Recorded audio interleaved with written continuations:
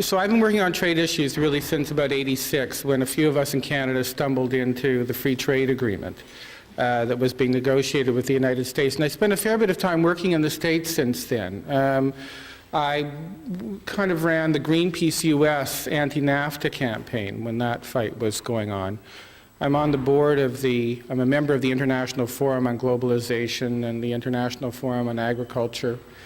I'm also on Mark Ritchie's board, the Institute for Agriculture and Trade Policy. So I've been doing this work for a long time, and I think the fact that the WTO ministerial meeting is going to be in Seattle this fall is just a fabulous opportunity for us to organize around this event. There'll be people from all over the world here. It'll be a major, major gathering. It'll make APEC look like kind of a country camp. And it's an opportunity for us to kind of build on the momentum that defeating the MAI and the fast-track victories in the United States have offered the community of folks that are working to confront this globalization agenda and really turn things around. And for the first time in the last 12 years, I suppose, I'm optimistic about being able to kind of stop this steamroller and actually start to turn it around and point it back in an entirely new and different direction,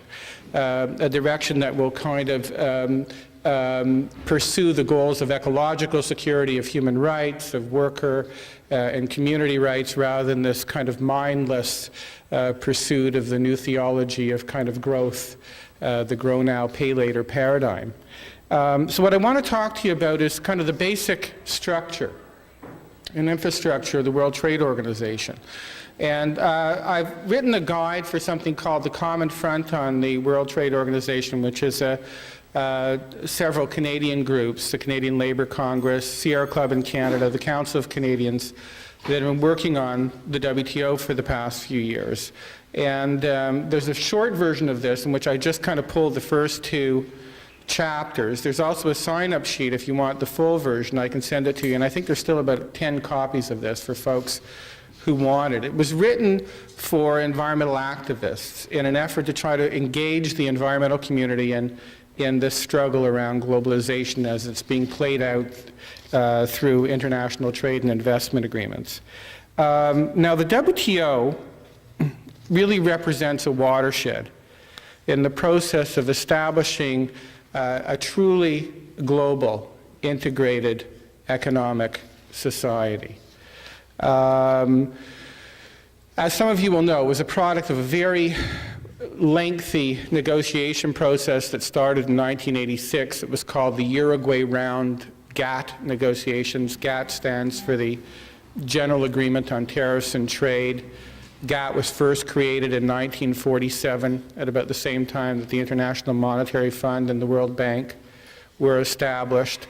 There have been successive rounds of trade negotiations since then, but the round that started in '86 with an agenda largely created here in the United States came to fruition on January 1st, 1995 with the creation of the WTO, and it really represents a revolutionary departure from anything that preceded it in terms of international trade agreements, really for two principal reasons. The first is that where historically international trade was about the trade of goods and resources across borders, the World Trade Organization became about a whole new vast array of economic, social, environmental, and labor policy.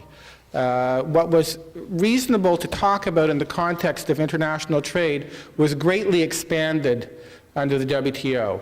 There are more than a dozen distinct trade agreements that kind of come together in this house that the WTO established. And now, simply by putting the words trade-related in front of something, trade-related standards, trade-related investment measures, the MAI, trade-related intellectual property rights, entire spheres of what are really domestic policy and legal matters are now fitting subject for international trade regulation and trade agreements. So it was a very substantial expansion of what it was appropriate for trade agreements to concern themselves with, and invaded the sphere of kind of domestic policy and law to a much greater extent than had ever been true under GATT agreements.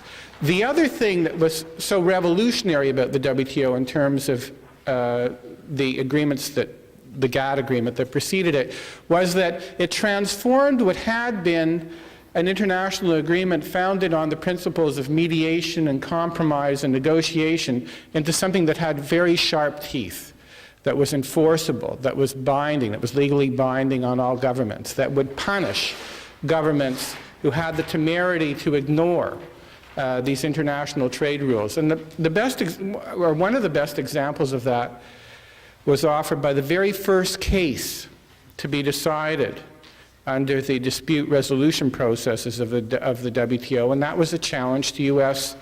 Clean Air Act regulations. Do folks in this room know about this? Do you know about the reformulated gasoline case? Well, the very first case under the WTO was a challenge by Brazil and Venezuela to U.S. EPA regulations that required that gasoline sold in non-attainment areas in the United States, areas with serious air quality problems, be free of certain impurities, that the sulfur content in the gasoline be at a fairly low level. It really required refiners in the United States to kind of improve their act and improve the quality of the gasoline they sold into these polluted kind of air sheds. There are lots of ways to deal with air quality problems. Keeping cars off the road is one, improving the pollution abatement and control technology of vehicles is another, but also just improving the quality of gasoline is a third, and that's what these regulations were about. Well, the regulations required substantial investments by refiners in terms of improving their product.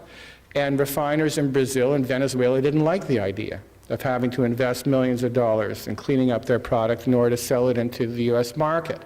So they filed a trade complaint, arguing that the U.S. EPA standards were a barrier to trade. They could no longer sell their gasoline into the United States.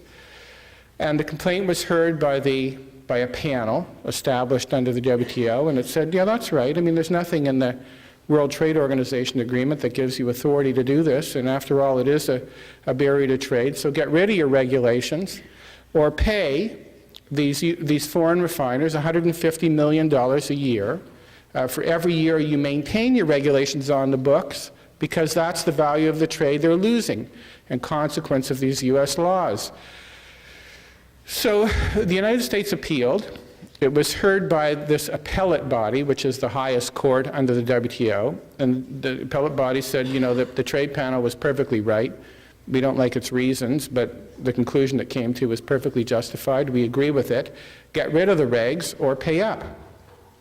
Now, the thing that's kind of astonishing about this as well is that between the time that the complaint was filed and the ultimate decision of the appellate board, 9 months elapsed.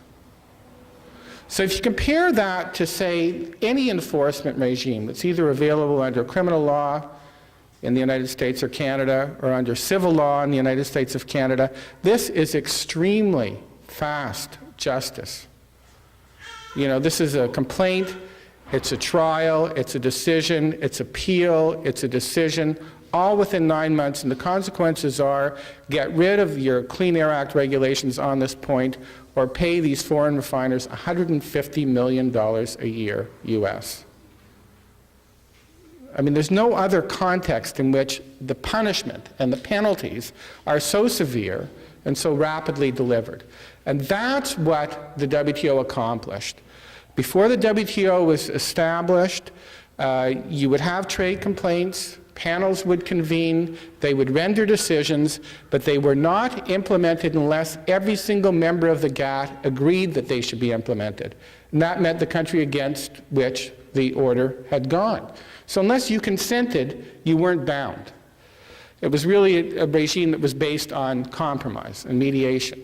Now under the WTO, once a decision is rendered by the appellate body, it is automatically enforceable within 60 days of being made unless every single member, and there are more than 130 countries that now belong to the WTO, agree to block it, including, of course, the countries that brought the complaint. So it's just a complete, I don't know why they bothered putting it in, because there's no scenario in which that could actually occur. I mean, even if the countries that had gone to the trouble of bringing the complaint and winning had changed their mind, there was no way you could get everybody together in 60 days to block a decision of the appellate body. So that was a fairly radical transformation of the WTO. Very few people kind of noticed. I argue that the WTO represents effective world government for the first time in human history. That would come as a great surprise to most people, probably even haven't heard of the WTO. And the reason that I make that argument is that these are rules that are comprehensive, that seek to contain all spheres of public policy as they relate to economic, social, environmental, labor, cultural matters. Extremely powerful enforcement device in a world in which we live in a world of a truly integrated kind of international economy. So there's very little that happens from the chair that we're sitting on to the coffee we're drinking that somehow isn't part of this global integrated economy. So now, since the advent of the WTO, it has emerged as an incredibly powerful force to discourage progressive public policy initiatives and to even attack policy initiatives where governments do act in disregard to the constraints imposed by this international trade regime. So there are lots of cases now. The Clean Air Act case was the first. But there have been cases now, there have been successful challenges to food safety regulations in Europe, banning the importation of hormone-fed beef. Canada has just invoked the WTO to challenge a ban on asbestos put in place by the government of France. It has been used successfully to challenge marine mammal protection legislation for sea turtles. And there's just a growing list. And for every case that we see, and in addition to working for NGOs on trade issues, I've also worked in government at a fairly senior level in Ontario. For every complaint you see, there are dozens of public policy issues that litter the floor because long before they were established, corporate lobbyists and bureaucrats within government that work in the economic ministries that create these regimes have intervened to remind their colleagues that what's being contemplated by way of environmental or social or cultural policy just isn't going to fly in the face of these new constraints that international trade agreements have created. And that if bureaucrats proceed with them, in the face of those constraints, they're going to land their ministers or their secretaries in the jackpot of international trade complaint, which isn't a career-furthering option for most public servants. So it's this chilling, this pernicious, pervasive kind of chill that these rules kind of impose on the development of public policy, which is by far their most pernicious effect. And we don't even see that. It's kind of visible. It all happens behind closed doors. We wonder why 10 years after free trade, we're all marching in retreat when it comes to environmental policy and law, for example. And that's as true in the United States as it is in Canada. We're not making gains. At that point in our history when it becomes abundantly clear that problems like global warming and biodiversity loss are actually so serious as to threaten our survival of the species, and instead of moving our agenda forward, we're in a sense fighting rearguard actions to defend what little gains we've been able to accomplish in the 2 decades before these regimes were implemented. So let me explain where this comes from, where the WTO comes from, why we have this.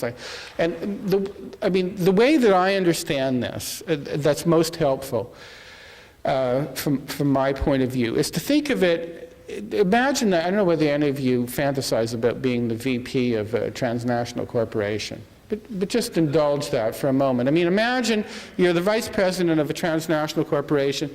The 80s were very, very good to you. The 90s have even been better. Because of basically the telecommunications revolution of the last 2 decades, the corporation you work for now has transformed itself from kind of a multinational enterprise into a truly transnational global enterprise. You no longer make particular things in particular places with resources that you source there for particular markets. You now make things everywhere and for everywhere. And you can do virtually any part of your production process anywhere you want to do it. So, I mean, the example that's often offered is of the archetypical American product, a Chrysler product, is now, it's a Mercedes-Benz Chrysler product. The vehicle's either made in Mexico, the United States, or Canada. It involves parts from at least those 3 countries, but probably components from Japan and Asia and Europe as well. Data processing may be taking place in New Brunswick, Canada, or Malaysia, or the Philippines. Financing for this global enterprise is truly international. This is an integrated global regime. Well, think about government regulation in this context. In the pursuit of profits and growth, in a world of volatile stock markets and fickle capital investment, anything that interferes with your ability to consolidate this global enterprise and maximize every ounce of profit from it is very problematic. It doesn't help your stock options and your competition sneaking up on you.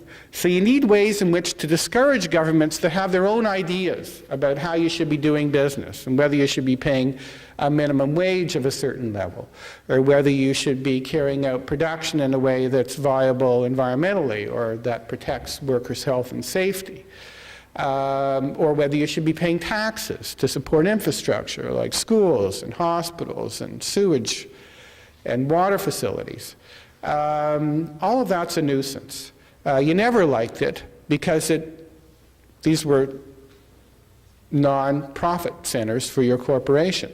But now, whether you think environmental regulation is a good idea or not, and being the VPs you are, you think it's good, and you care about the environment, you care about the future for your children.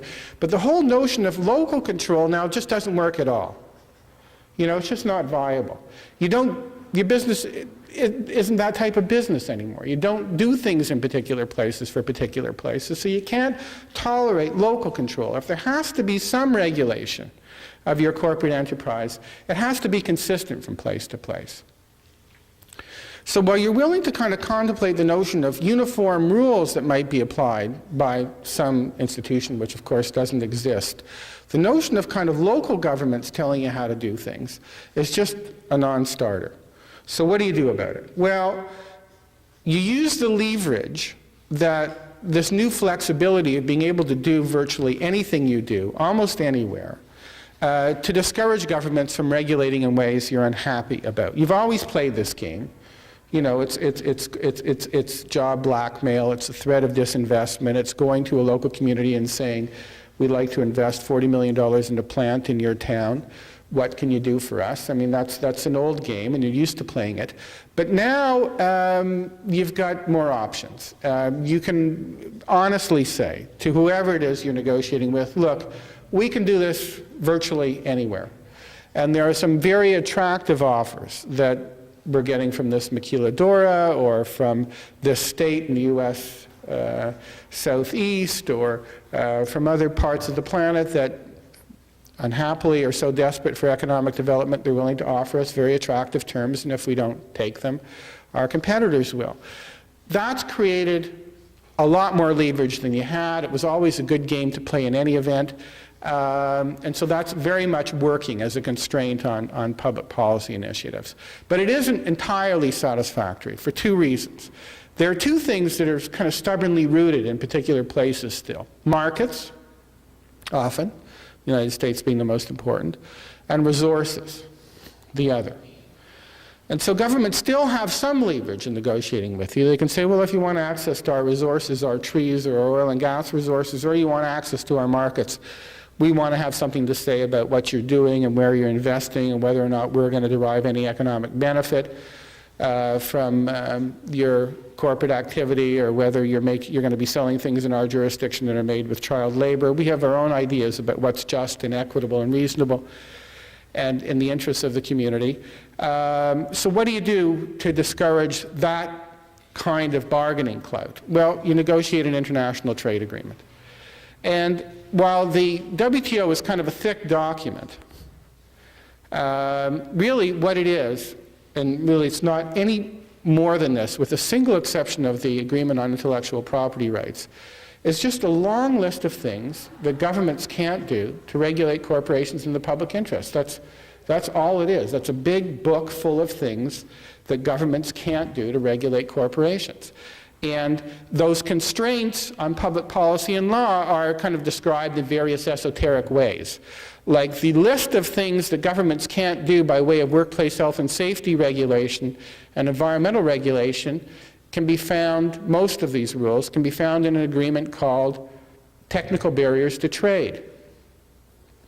I mean, you don't need to know much more about how the WTO looks at environmental standards than to know that they are dealt with in an agreement that's called Technical Barriers to Trade. They transform this regime, environmental standards, into something that's bad. In a world in which we're all pursuing growth and in which the future is only going to be secured if we continue to grow and generate the resources needed to deal with the world's problems, anything that interferes with that growth, with our freedom to roam the planet as corporations and exploit its resources and its people is bad. And so all of the language around the good things that we like, policies of economic self-reliance, policies of environmental protection, policies of minimum wage laws or paying taxes or prohibiting child labor, or all become bad things. They all become kind of barriers to trade. So that's basically where the WTO comes from. And let me give you some examples, a couple of examples of how it works. And all this stuff gets fairly complex, and you don't want to lose sight of the basic kind of the forest here for getting sucked into the trees, because the language of the discussion, once you become involved in debating the particular agreements of the WTO, becomes, you're fighting on their terrain in many ways. But and really, what you need to keep in mind is that this is about taking from governments the tools they need to regulate corporations in the public interest, and it's really that simple. So let me talk about two. I want to talk about environmental standards because I'm an environmentalist and an environmental activist. I forgot to mention I'm the executive director of the West Coast Environmental Law Association, which is where I work now. The agreement that I talked about already is called the Technical Barriers to Trade Agreement. And there are two major devices in the WTO that frustrate or that can be used to attack environmental regulation. One of them is a principle called national treatment, which kind of sounds all right. It really is. You have to treat foreign goods as favorably as you do your own. Sounds kind of like, a fair kind of deal. And in the MAI, you have to treat foreign investors the same way you do your own investors. Well, it's very problematic if you think about, say, the allocation of public natural resources like water or forests or trees. Because a lot of the policies of the United States and Canada are founded on the principle that, well, we should derive particular benefits from these resources for the communities that are most dependent upon them, because that's the way to manage them sustainably, and that makes sense to us from a kind of a social policy point of view. Well, that kind of discrimination in favor of local communities, in favor of, in BC, community tenure of provincial forests, policies in favor of local value-added production are simply a non-starter, because by discriminating in favor of local communities or First Nations, you're discriminating against foreign investors. When it comes to goods, what becomes so problematic about this rule is that, and what also isn't obvious, is that for the WTO, a good is a good. So a widget or a clock radio is a clock radio. It doesn't matter. You can't distinguish between a clock radio that's made down the street in a union shop and a clock radio that's made someplace else in the world with child labor or prison labor, or in a factory that has carte blanche to pollute, or where the occupational health and safety and injury rate is just astronomical. You can't discriminate against goods because of the way they're produced, the way they're harvested, the way they're produced. Now, it's pretty difficult to imagine being able to encourage sustainable and just and equitable ways of doing things unless you can make those distinctions. So the fact that this principle of national treatment has been used to frustrate initiatives that seek to make these distinctions, like U.S. laws around marine mammal protection that have to do with whether or not, in one of the famous cases, whether tuna are caught in the way that's lethal to dolphins or not, or whether shrimp are harvested in ways that are lethal to sea turtles or not. Those kind of distinctions are just completely off limits. The other regime in the WTO, which operates as an incredible constraint on the development of environmental law, is to be found in the technical barriers to trade agreement. What it does is it basically says, look, unless there's an international consensus about the need for a particular environmental standard, then there really shouldn't be any. And if there is an international consensus about the need for a particular environmental standard, then you can never go further than that international consensus. Okay? So this kind of fits with, you remember, you're the VP of a corporation, you're willing to contemplate environmental controls, but they have to be the same everywhere, right?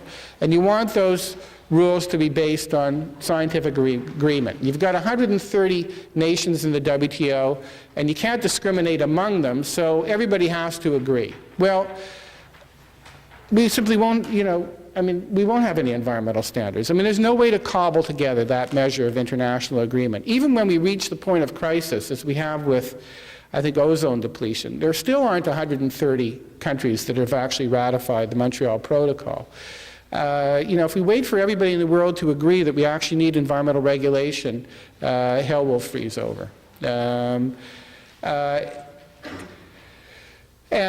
when you don't, and when you do proceed in the absence of that international agreement, you lay yourself open to international trade challenge. And the very fact that there's no international agreement creates a prima facie case, the assumption that what you're doing has been done for trade protection purposes, not for legitimate environmental protection purposes. Now, I think what's so diabolical about the TBT, and I think was somewhat inadvertent, some of this you can attribute to incompetence rather than deceit, is the dynamic of progressive environmental policy and law is a follow the leader dynamic. For those of you who do environmental stuff, you know that the favorite game environmentalists play is California has gone further than any other jurisdiction in terms of automobile exhaust emissions. Germany has gone further than any jurisdiction when it comes to recycling initiatives. Sweden's gone further when it comes to emissions from hazardous waste incinerators. And what you do is you take this positive example from the country that's gone first, and you go back to your own politicians and you say, look, well, they did it, and the world didn't come crashing down about barriers. In fact, it was good for their economy, so why don't we do it? Well, if you're actually sitting around the corporate strategic planning table wondering what it is that you could do in one fell swoop to head off progressive environmental policy, it would be to stop the leader. Nobody leads, nobody follows. If you could just find some way to prevent that precedent from being established, nothing will ever develop in a progressive way at all. I don't think that was thought through, but I think that's the consequence of an international regime for harmonizing standards that requires an international consensus and that sets a ceiling but requires no minimum level of environmental regulation. This is an agreement that sets ceilings but not floors. So I'm going to wrap up in 1 second, but I just want to talk to you about the resource part of this, because I said markets were stubbornly fixed in places, so are resources. The trade rules we've got about 20% of us that live in developed countries. We appropriate about 80, it used to be 80, now it's about 84% of the world's resources, leaving 16% for 80% of the folks that are left. Resources are becoming increasingly scarce. If you're a transnational corporation in a world of diminishing resources, ensuring secure supply is absolutely vital. You want to assure that access on the most favorable terms you can. What you do is you put in place an international trade rule that simply prohibits border controls. You cannot impose an export control on a raw log or unprocessed resources or agriculture commodities for an international market. And it doesn't matter that all your forests are being clear-cut or your people don't have enough to eat. Full stop. No export controls. The other thing you want to preserve is your right to punish by using tariffs governments that have the idea that they should derive some of the economic benefit from their resources rather than simply haul them out of the ground or cut them down and put them on a boat and send them to developed countries for processing. It's called the policy of tariff escalation.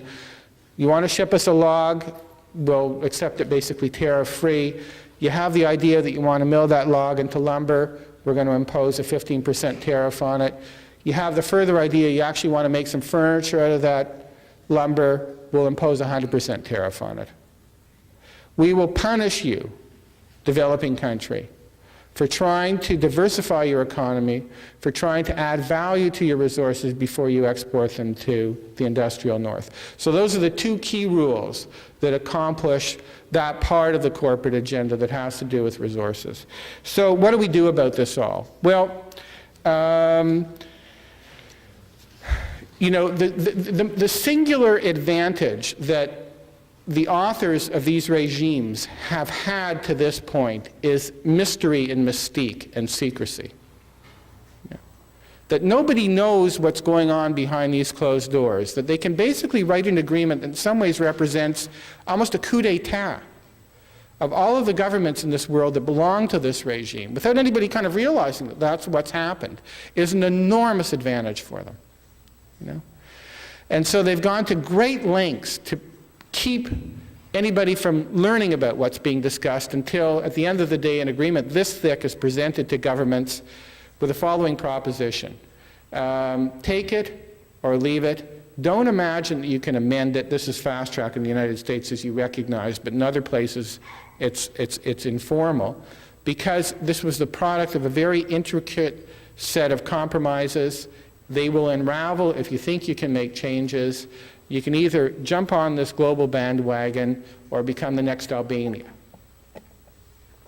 So very, very powerful regime. We can refuse to be hornswoggled by this, and that's what this meeting is about.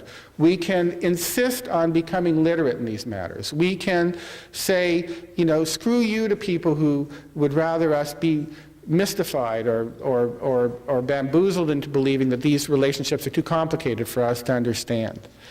And we have been doing that. And the defeat of the MAI is truly a remarkable accomplishment. And in large measure accomplished by groups like this, like folks working at a very kind of grassroots level, organizing at the grassroots level, mobilizing their own local governments, and communicating with each other over the internet. The fast-track defeats in the United States are also enormously encouraging in terms of our capacity to push back against this agenda. And the other thing that's happened, which sets the stage for, I think, a major reversal of this globalization onslaught, is the fact that since the WTO was created in 1995, the literacy of a lot of developing countries has increased exponentially, you know. These were entirely new and unprecedented, in many ways revolutionary and radical agreements that got subsumed in the WTO. Now people are beginning to understand their enormous and pervasive kind of destructive impact. This is less obvious in the United States, where your economy is in fabulous shape. But it's very and very painfully apparent to a lot of people, a lot of places on this planet, and who are ready to question in a way they haven't been able to in the past, this kind of juggernaut. So the fact that the meeting is here this fall means you will get to participate in, I think, what will really be a watershed If the WTO was a watershed in 1995 for the forces of globalization, this will be one for us. We need to transform. If you wonder what the alternative is, there are lots of ways to express it. But really, the international trade agreement, I say we need is an agreement about climate change, is an agreement about biodiversity, is an agreement about food security. These are the goals of international trade, not growth and corporate profits. And when you begin to think about international trade agreements in those terms, you begin to understand that how powerful these devices of enforcement become when they're enlisted to achieve the goals that we're working for. Anyway, thanks. I went on a bit too long, but there's still time for questions.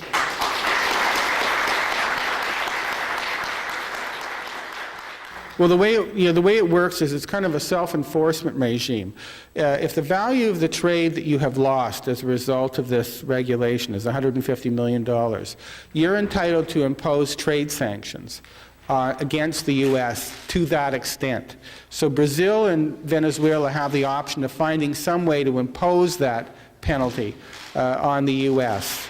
And it's called a regime of cross-retaliation. So they don't have to impose some kind of tariff, some import tariff on fuel from the United States because they don't import fuel from the United States. They can impose a tariff on computer software, or they can refuse to recognize the intellectual property of the people making videos. Right. Now, if you're a weak country, in a relatively poor country, your options are limited. And so the other moderating influence here is power, always has been. The United States holds a lot of cards in its deck. When you've got countries of the size of Venezuela and Brazil, they do have options available to them. But it's a self-enforcement regime. The WTO says to you, if the U.S. doesn't respond by amending its domestic law, you can impose retaliatory sanctions against it to the order of $150 million a year. I have 1, 2, 3.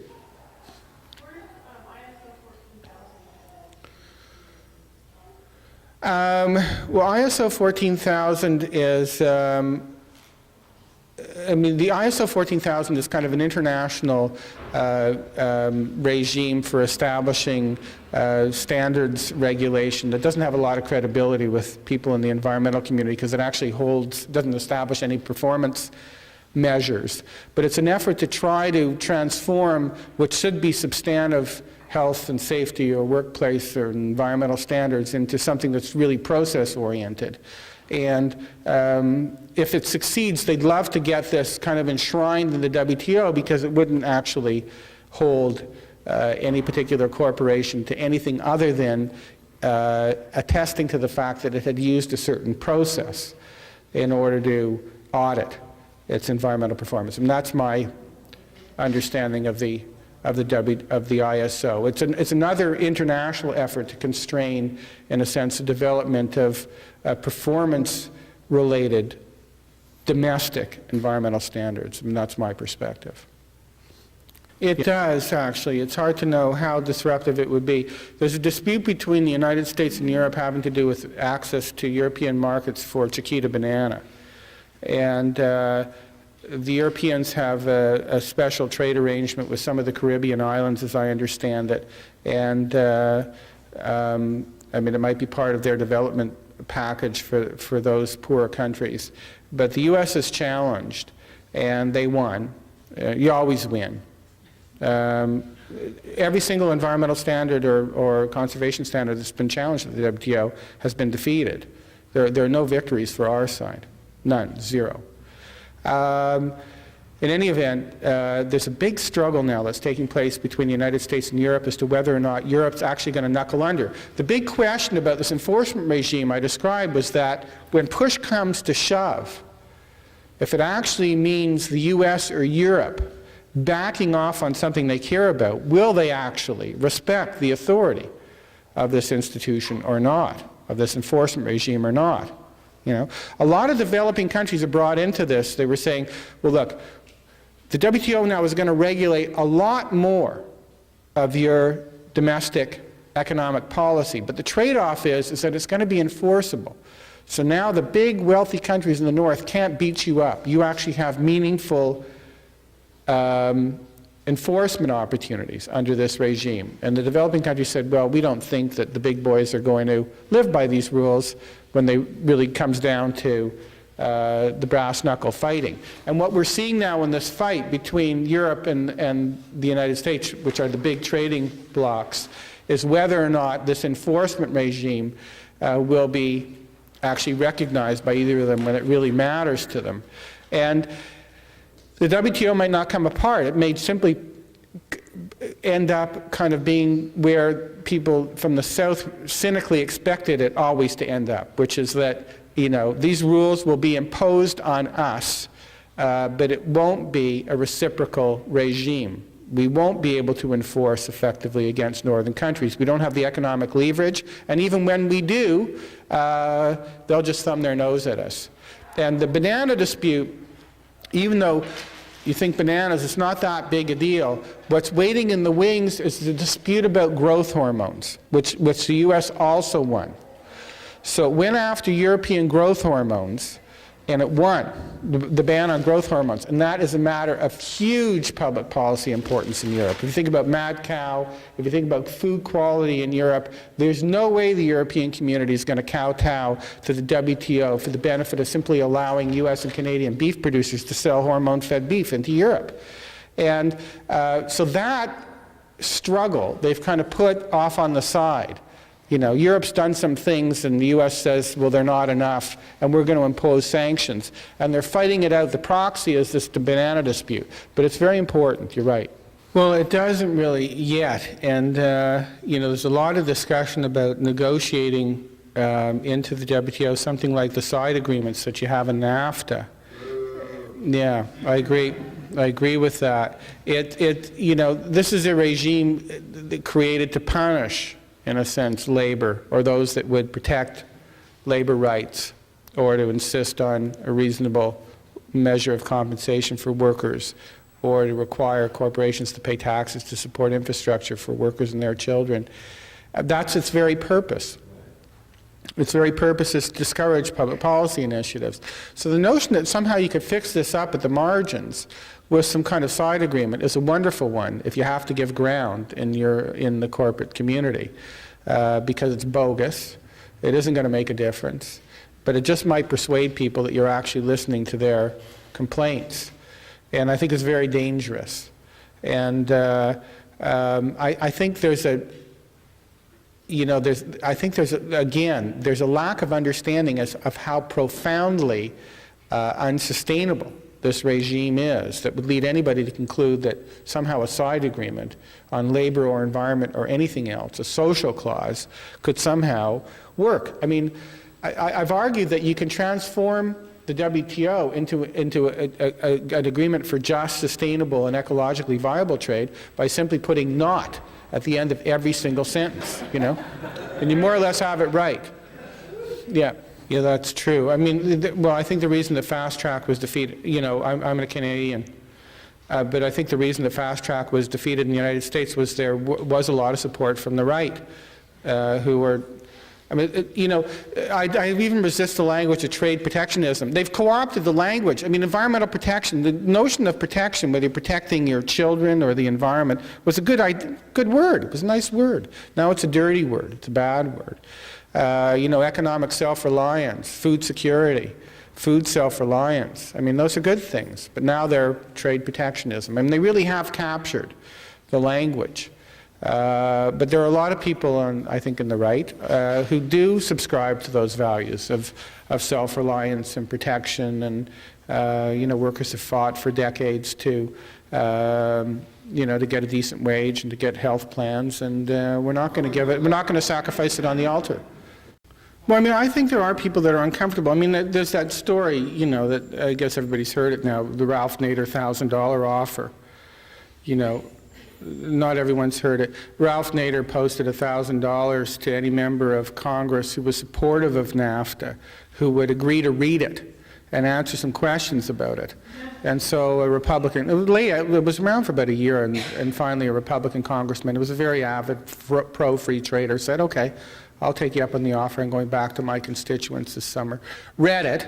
It kind of has a fairy tale ending. I mean, when he read it, he turned 180 degrees and became a vigorous opponent, and actually organized among some Republican colleagues of his who were, to that point, supporting the regime. So there's nothing like a little literacy. We have an example of that in Canada. I was having a discussion about this earlier, but the guy named John Turner, who led our Liberal Party, and this is a party of the corporations, actually read the trade deal. And I mean, you really choke when you actually read this. And I encourage people to read it. I mean, it's not the thick documents, a lot of schedules, and get this guide. It's, the basic nuts and bolts of this aren't that hard to figure out, and, just resist the whole notion that you're not smart enough to understand it. If I am, you are. Let me just add one thing to my comments, because there are all these other negotiations going on, these trade negotiations, and the reason for them is, I think, twofold. There were two things missing from the WTO. They didn't get investment rules. They have a chapter on investment called Trade-Related Investment Measures, but it's bare bones. They didn't get an MAI, and they wanted it. The MAI is now in Chapter 11 of NAFTA, as you know. It was the prototype for the MAI, which expanded Chapter 11 only a little. But they wanted it in the WTO. That was always the plan. On that single point alone, developing countries said, no way, we've had to swallow a lot, but we're not taking these investment rules. This is in '94. And so the investment chapter of the WTO wasn't what they needed. So they decided, well, we'll pursue this in other ways. And they went to both APEC and the OECD, and they said, we'll do this deal among countries that understand the value of these rules. And then when we have an international agreement, we'll pick off some countries from the south one by one. Maybe the dollar's collapsing in Indonesia or Brazil, and we'll make them an offer they can't refuse. And once we've broken the united opposition of this group of 77, which is this kind of block of developing countries, then we'll get it into the WTO. That was the plan. And the reason, what's different about the MAI, what's so different about it, if the WTO is revolutionary in terms of the GATT, the MAI is like, I say, if the WTO was a coup d'etat, then the MAI would be a coup de grace. You know that phrase?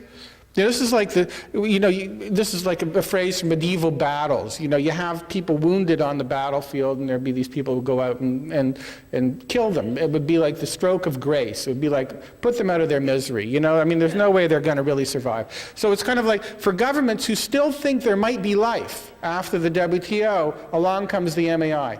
And what's so radical about it, what's so truly revolutionary, is that it provides a direct right of enforcement for every foreign investor to invoke incredibly powerful, very, very secretive international arbitration dispute processes to bring governments to heel. It elevates every single foreign investor, these are corporations, to the status of a nation state in terms of enforcing rights under a treaty under which they owe no obligation whatsoever, and to which, of course, they are not a party. There is no precedent for it at all in international law other than the Universal Declaration on Human Rights. And to somehow equate the kind of remedies that are available to people who've been denied their basic human rights in a relatively non-enforceable context at the United Nations to this incredibly powerful regime that the MAI would create is a huge hop, skip, and a jump. So it's truly stunning, and the ambition is to still get it in the WTO. It was always the ambition, and it's not diminished at all, though it's smarting from its defeat. The other thing they didn't get in the WTO, other than direct right of enforcement, was an agreement on tariffs across the board, just to get rid of all tariffs.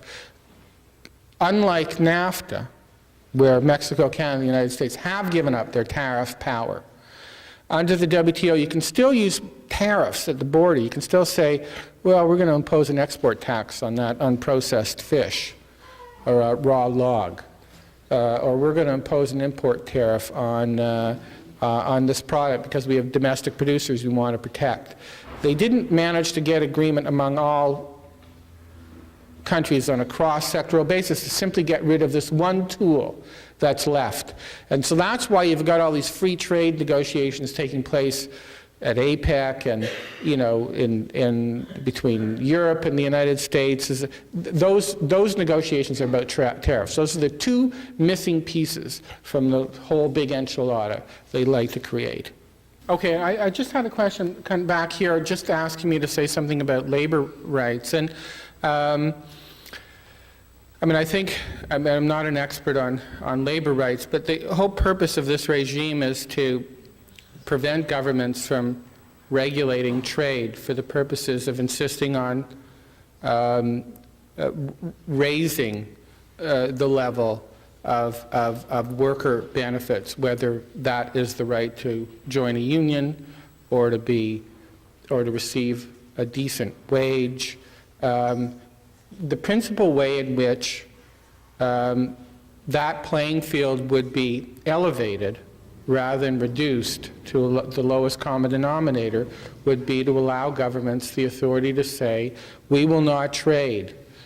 We will not trade in goods that come from a country that employs child labor, prison labor, that pays its workers unconscionable wages, that allows corporations to operate with complete indifference to workplace health and safety matters, that allows them off scot-free in terms of paying taxes to support infrastructure. We are going to use our authority as a nation. In the United States, it would be the authority to regulate access to our markets in order to elevate the circumstances of workers around the world, rather than engage in a beggar-thy-neighbor race to the bottom of worker protection and labor standards, all for the purposes of increasing the profits of the world's largest corporations. I don't know what else to say about labor rights. I mean, it couldn't be a more direct assault on the notion of trying to protect workers or improve their circumstances in the world. And this notion somehow that we have to now compete with people who are so desperate that they're willing to work for several dollars a day is enormously exploitive, not only of them, but of workers here as well. I don't know if that's terribly helpful. I think that's pretty obvious to folks, but I hadn't really said very much about it, and that's my 2 cents worth. Yeah. 2 more questions, I guess, there and there. Well, I mean, when he meets with environmentalists, he says, look, all of this is unfortunate and I don't like it, but there's not much I can do about it. It's inevitable. I mean, you know, I've heard other political leaders say that, but they haven't been in quite the position of influence that Clinton is. But so substantial is the influence of global capital that protests from presidents don't mean a lot. I mean, some of you will recall Eisenhower's speech, when was that, of 56, 57, when he railed against the military-industrial complex and its power and influence in American life. And I remember an absolutely stunning speech by Jimmy Carter about the oil and gas industry. When was that, 75?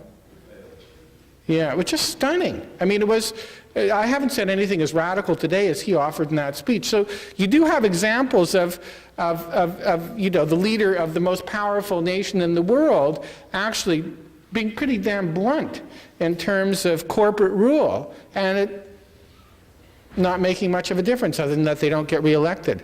Yeah, I think that's true. I'm quoting him actually from a meeting that he had with some high-level environmentalists. I mean, he'll talk out of both sides of his mouth, I suppose, but I mean, he's absolutely sold out to this agenda. There's no doubt about it, and he's told some pretty bold and grand lies to accomplish it, and so is Gore.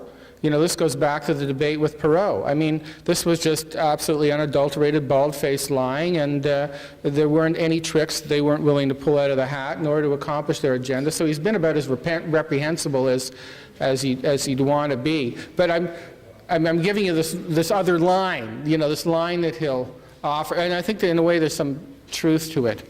Sorry, I'm running out of time for questions. Okay, yeah.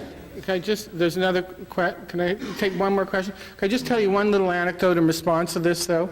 It's maybe, I had a meeting in Europe in 90 or 91 with a bunch of people working on agriculture and the environment in Amsterdam. And of all people, the EC ambassador to GATT showed up at this meeting, because he's a friend of Mark Ritchie's, actually. And his name was Tran Van Tan. So he was the EC ambassador to GATT. So he's probably the most powerful diplomat in the world. The European community is the world's largest trading bloc, and these trade negotiations are really the biggest show in town. And I was in a little group meeting with him, only with 20 people. And we're talking about the environment in GATT. And he said, if you think that you can amend the GATT to become the WTO to include environmental language, you're dreaming in Technicolor. Not going to happen. All you could do is set the stage for discussions about environmental issues after the WTO is created. That happened, actually. So I said to him, well, if we can't do anything about the substance of the GATT, how about something about processes of negotiation and dispute resolution, because they're so secretive? And he kind of looked at me quizzically, and I said, well, you know, because they're undemocratic. And he laughed. And I said, well, why are you laughing? So he said, well, because they're not undemocratic. So I said, not undemocratic? He said, no, they're anti-democratic. So this I have, and he explained why. So this is a very unusual, now he's since retired, so I can tell the story. But it's a true story.